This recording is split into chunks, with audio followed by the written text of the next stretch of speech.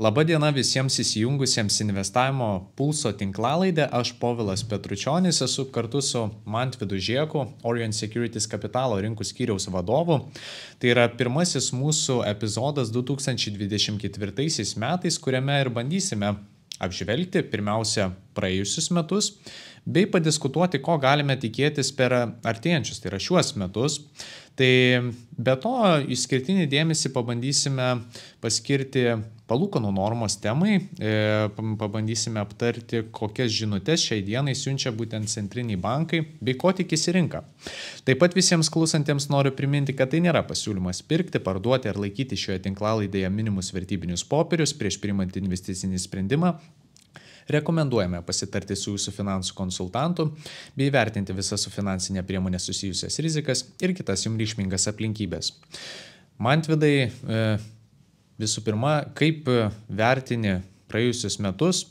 Nasdaq indeksas fiksavo 55% augimą, tai yra šeštas geriausias rezultatas nuo 71 metų, tai ar pats iš tikrųjų galėjai tikėtis tokių metų ir kaip viską apibendrintum, reziumuotum? Vertinant praėjusius metus, tai pirmiausia gal sveiki visi. Tai vertinant praėjusius metus ir žiūrint į indeksų pokyčius, tai metai stulbinantis. Aišku, reikėtų galbūt pasianalizuoti, kas turėjo didžiausią įtaką. Tai praėjusiais metais buvo dirbtinio intelekto tema, kuri iš esmės ir uždavė toną visiems metam. Ir jeigu 22 metų gale dauguma mūsų tikėjomės, kad šie 23 metai bus flat pakankamai, tai yra nebus didelių pokyčių, bus jeigu 8% 10 indeksų kilimas bus labai geri metai, gavome ten 50% augimą iš Nasdaq indekso ar ten 20 kelių procentų augimą iš S&P, tai rezultatas tikrai daug geresnis negu tikėjomės. Džiaugiuosi, kad nepramėgojom tos dirbtinio intelekto temos ir padalyvavome šitame visame kilime. Įdomu, kad išskiri dirbtinį intelektą, bet ko gero diskutavome, kad metų gale dirbtinį intelektą ko gero nubloškė palūkanų normos tema arba lūkesčiai dėl galimo mažėjimo 24 metais. Tai kokių palūkanų normos pokyčių galime tikėtis sekančiais metais pagal tave ir kaip galbūt kokie yra rinkos irgi tie vertinimai? Jeigu žiūrint JAV rinką, su kuria mes daugiausiai dirbam, tai Fedo prognozija yra tokia, kad bus 75 bazinių punktų mažinimas, rinka tikisi beveik 2% mažinimo, tai aš manyčiau, kad bus kažkas 1%-1,5% turbūt šitose ribose, nes artėja prezidento rinkimai ir Fedas bus labiau palaikantis rinkas, negu galbūt būtų įprastais metais. Ir kaip toksai palūkanų normos mažinimas galėtų paveikti skirtingas turto klases, jų pasirodymą, grąžą? Jeigu neturėsime recesijos, nes paprastai palūkanos mažinamos tada, kada jau yra kažkas sulaužoma, tai kai pasiekiam recesijos ribą, tai jeigu recesijos išvengsim, tai turėsim greičiausiai kilimą tiek akcijų rinkoje, tiek obligacijų rinkoje. Jeigu recesiją visgi turėsime, tai akcijų rinkai bus šiek tiek sudėtingiau, bet tas turbūt bus irgi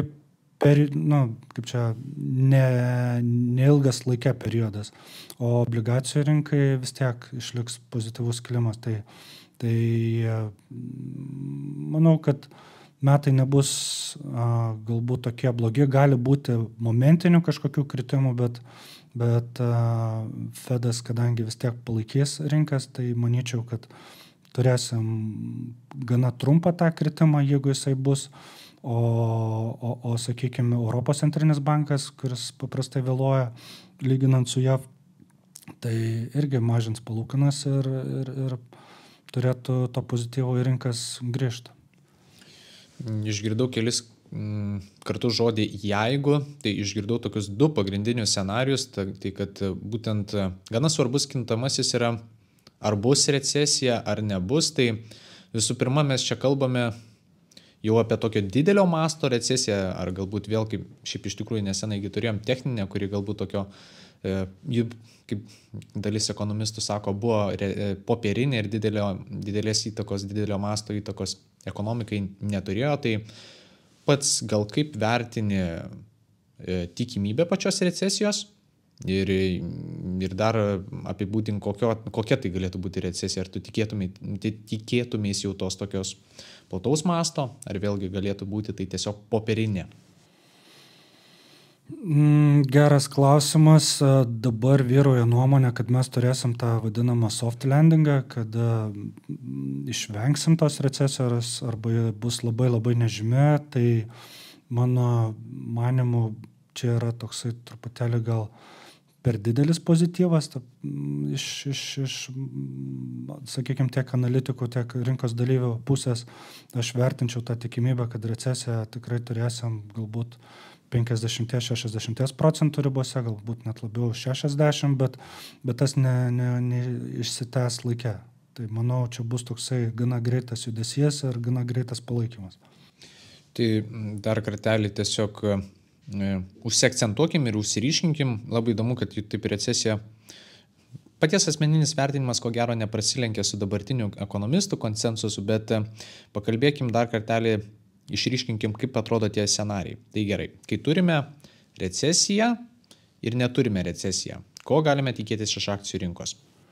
Kai turime recesiją, tai, sakykime, akcijų rinkos krenta.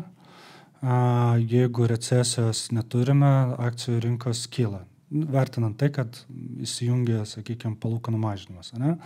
Tai obligacijas, jeigu vertinant kaip turto klasę, tai esant recesijai tampa kaip saugumo užutėkis ir dalis pinigų ten persialokuoja. Jeigu recesijos nėra, tai vien matematinė koreliacija tarp palūkanų mažinimo ir obligacijų verčių padaro irgi savo įtaką ir obligacijų vertės vis tiek kyla. Tai abu scenarijai iš principo yra palankus, svarbiausia, kad būtų tos palūkanos mažinamas.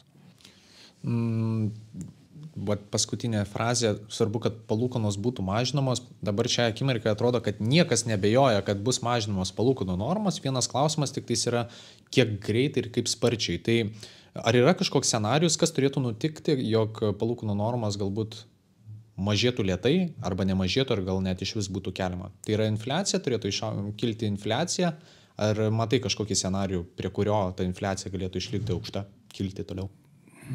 Turbūt didžiausia grėsmė matyčiau infliacijos išlikimui, tai yra esami geopolitiniai konfliktai, ką mes dabar turime ir prie Raudonosios jūros vykstančius, kas greuna tiekimo grandines, jas išilgina ir augina kaštus, galbūt dėl tų pačių geopolitinių konfliktų naftos kainos atšokimas, kas galėtų vėl įtakoti infliaciją su tam tikrų pavėlavimu. Tai tas infliacijos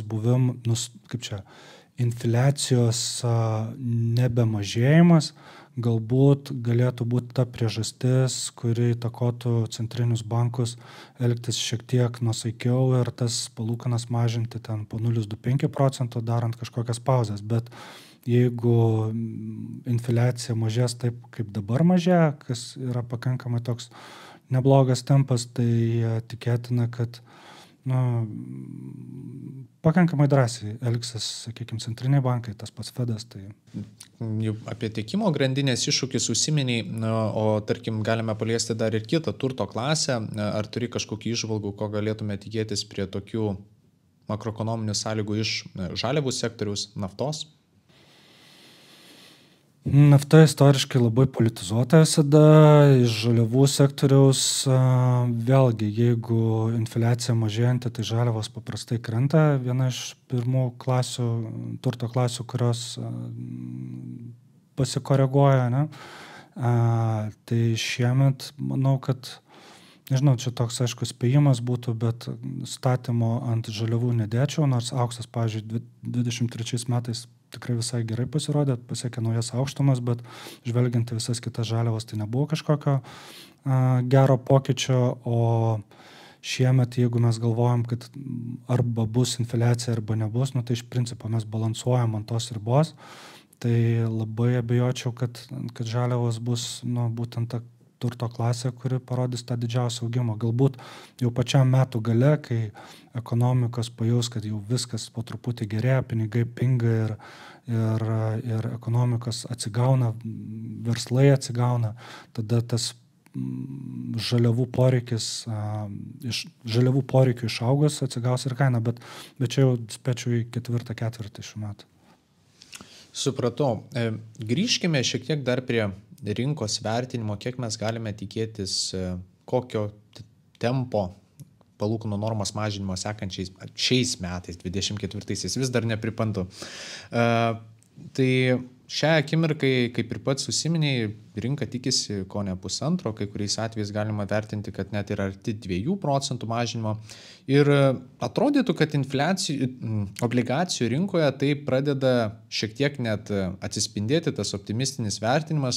Atrodo, kad obligacijų pajamingumai tikrai labai sparčiai mažėjo. 10 metų JAV obligacijų pajamingumas nuo spalio mėnesį fiksuotų 5%, dabar buvo susitraukę net iki 3,8%. Tai mano klausimas tau, kaip tu vertini galbūt dabar tą kainos dinamiką pastarai, ar nėra perspausta, ir galbūt tas pajamingumas, apie kurį mes kalbėjome, obligacijų, ir tas fundamentalus jo patrauklumas, kaip turto klasė šiai dienai galbūt jau yra tam tikra prasme įskaičiuotas, kadangi rinka taip stipriai tikisi to iš tikrųjų palūkanų normos mažinimo, ar būtent atitinkamai pats pajamingumas dėl to sumažėjo.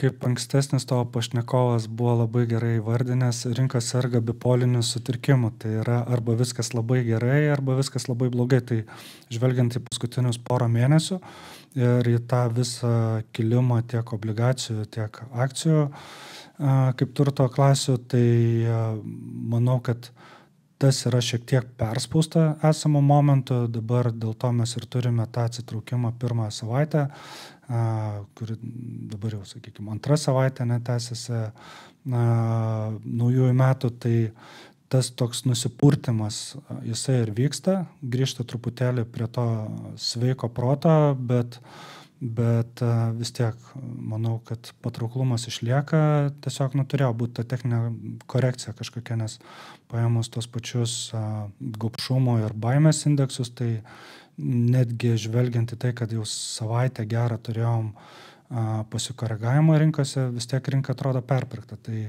Tai tas techninis atsitraukimas jisai turėtų būti, dėl tiesiog viskas nebūna taip, kad viena kryptimi kyla ir niekas nenorėtų anksčiau laiko iš tų pozicijų išeiti. Tai visada atsiranda, kas pelnus pasifiksuoja, kas dar kažką padaro, tai tas volatilumas ties tam tikrais ilgesniais kilimais jis atsiranda. Taip, kaip svarbu kintamai, kai kalbėjome apie infliaciją, užsiminėjai tiekimo grandinės iššūkius, politinius iššūkius, geopolitinius galbūt net konfliktus, kurie prisideda prie šitų problemų. Šiais metais mūsų laukia taip pat gausa rinkimų visame pasaulyje ir žinoma JAV rinkimai, kurie istoriškai iš tikrųjų panašu, kad rinkoms turėjo didelį įtaką. Galbūt galėtum pakomentuoti, ko mes galime tikėtis ar iš rinkimų, kokią tai įtaką gali padaryti aplamai rinkoms, ar reikia tam kažkaip ruoštis ir kokios tavo yra įžvalgos. JAV rinkimai turbūt šiais metais bus patys svarbiausia ne tik JAV, bet ir visam likusiam pasaulyje, nes nuo to labai priklausys ir geopolitinis stabilumas, nes jeigu, sakykime, pakankamai aišku, ko galima tikėtis iš prezidento demokrato, tai iš prezidento respublikono šiuo metu tų klausimų yra daugiau, ko galima tikėtis. Istoriškai žvelgiant, tai prezidentų pasikeitimai rinkoms yra geras pokytis, tai yra, kad paskutiniais metais esamas prezidentas visom įmanomom priemonėm stengiasi stimuliuoti rinkas ir atėjęs naujasis prezidentas bando parodyti, koks jis yra geras ir dar papildomai stimuliuoja, tai tas istoriškai veikdavo. Kaip bus šiemet, sakykime, ar pasikeis JAV prezidentas, neaišku, bet kol kas pirmauja pagal apklausas Donaldas Trumpas. Jeigu nebus kažkokių teisminių blokavimu, sakykime, jam dalyvauti prezidento rinkimuose, tai tikimybė, kad jisai laimės, yra pakankamai didelė. Priminko, kaip rinkos reagavo, kai pirmą kartą Trumpas buvo išrinktas? Asmeniškai galvojau, kad bus negatyvas, tada mažiau gal patirties buvo, bet ką padarė Trumpas atėjęs, tai jis pirmiausia pradėjo mažinti tos vadinamos corporate taxus, tai yra mokesčius įmonėm, ir iš karto pagerėjo daugelio įmonių rezultatai ir atitinkamai gavome pakankamai stiprų kilimą akcijų rinkose. Tai nebuvo, sakykime, blogai rinkoms. Ar yra momentų, kurie galbūt ne visiems patinka žvelgiant į Trumpą, tai tų momentų visada yra tokių, kas galbūt kliūna, kažkokie moraliniai įsitikinimai, dar kažkas iš Donaldo Trumpo pusės, bet lygiai tas pats ir su Bidenu kaip prezidentu. Daugam kliūna, kad jis yra garbaus amžiaus ir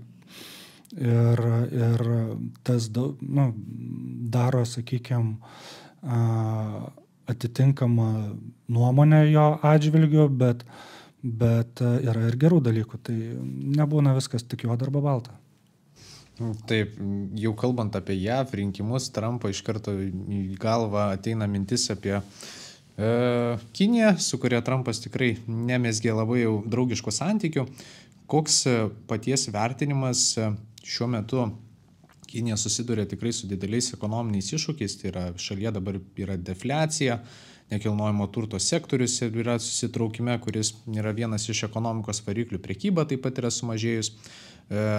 Neklausiu, ko tikiesi iš pačios Kinijos, bet jeigu turi nuomonę, galbūt pasidalink, bet ar gali Kinija tapti kažkokiu svarbiu faktorium visom pasaulio rinkom, kadangi tapo tokiu jau dideliu ir svarbiu žaidėjų toj pačioj tiekimo grandiniai. Tai kaip manai, ar gali būti tai svarbus veiksnys šiais metais rinkų rezultatams Kinijos, tai yra ekonominė situacija? Gali, be abejo. Jeigu prisimint 23 metų pradžią, tai daugelis didžiųjų investicinių bankų spėjo, kad būtent Kinija bus tas perliukas 23 metų, kuris ištemps visas rinkas ir kad kils Kinijos indeksai ten dviženkliais skaičiais, nes Kinija tuo metu buvo visai kitame ekonominėme cikle, jeigu Europa ir JAV kovojo su infliacija ir vis dar kėlė palūkanas, ir buvo aišku, kad jos bus keliamos ir toliau, tai Kinija infliacijos neturėjo ir jau buvo prasidėjęs ekonomikos skatinimas. Kas įvyko, sakykime, per 23 metus, tai kad tas ekonomikos skatinimas iš esmės nelabai turėjo didelės įtakos pačioj Kinijos ekonomikai.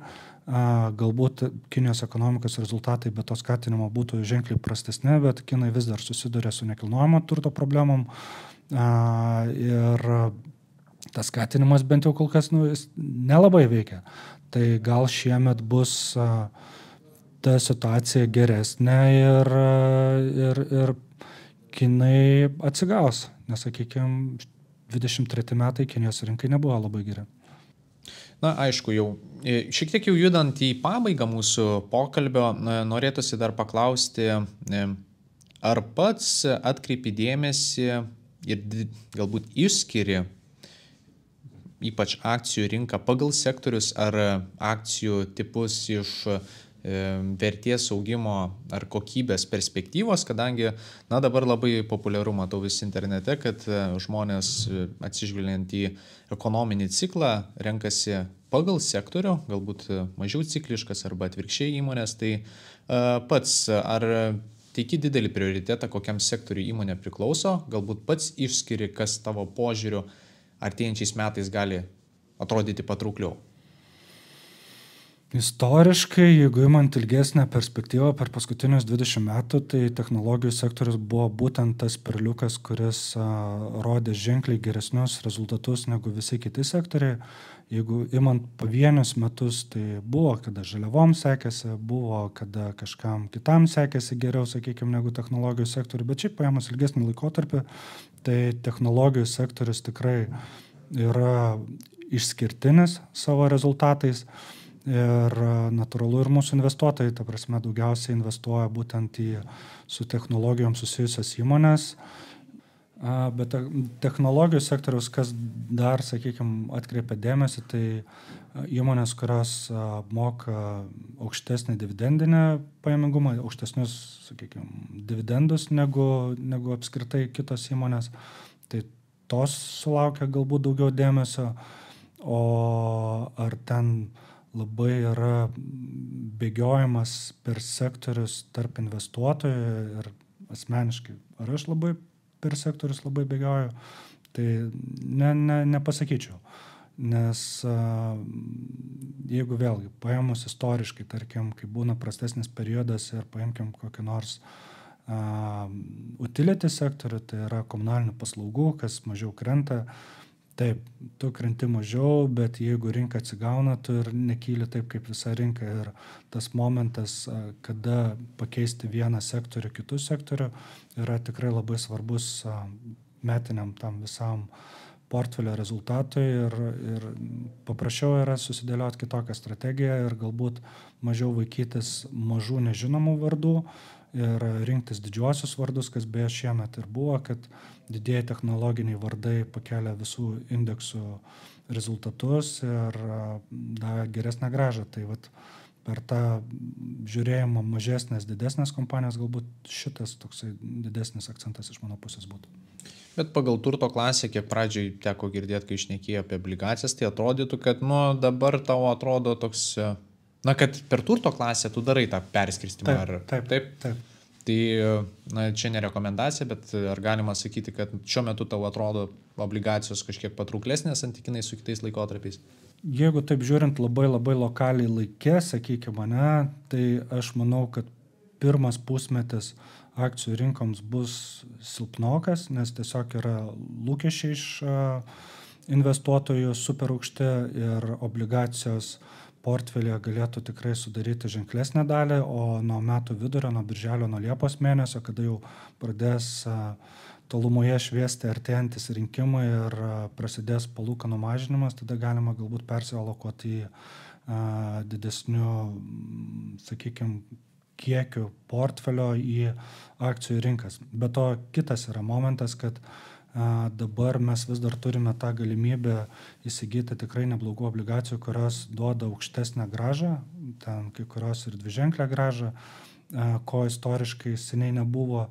Ir ar pirkti, sakykime, indeksus, ar pirkti obligacijas, kurios yra duodančios dviženklę grąžą, yra labai panašus rezultatas. Tik tais čia yra rizikos turbūt tolerancijos laipsnis, ar tu nori daugiau negu tų 10%, ar 10% yra tikrai solidi ir gera grąža, kuria pasitenkinama. Greitas dar komentaras, vis tiek mūsų lietuviai investuotojai garsus savo polinkiu į nekilnojamą turtą. Reitsai labai stipriai yra atpigę. Turi galbūt kažkokių išvalgų apie juos? Taip, ta prasme, reitsai labai atpigo ir mačiau savo akimis tokių, kurie turto turėjo 4 kartus daugiau negu pačio, sakykime, reitso vertė, kas rodo, kad rinka tiesiog panikavo ir galvojo, kad turtas bevertis ir įmonė bankrutuos. Dažnu atveju tas neįvyko, prasidėjus, tiksliau pasikeitus Fedo tonui dėl palūkanų kelimo lapkričio mėnesį pradėjo stipriai atšokinėti visi šitie su nekilnojamu turtu susiję daiktai ir kadangi ten matematika yra ganėtinai paprasta, tai yra viskas skolos kaina ir generuojama pajamingumo iš nuomos ir ar kažkokių kitų, sakykime, pajamų santykis, tai reitsai turi tikrai nemažai potencialo šiais metais turėti gerą grąžą.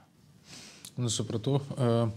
Mantvidai, viskas pabaigai noriu tiesiog labai paprastai paklausti, be didelių sakinių ilgų, be scenarijų, kuriuos jau aptarėm begalę kartų šio podcast'o metu, ko tikiesi šiais metais? Ko tikiesi iš kapitalo rinkų šiais metais?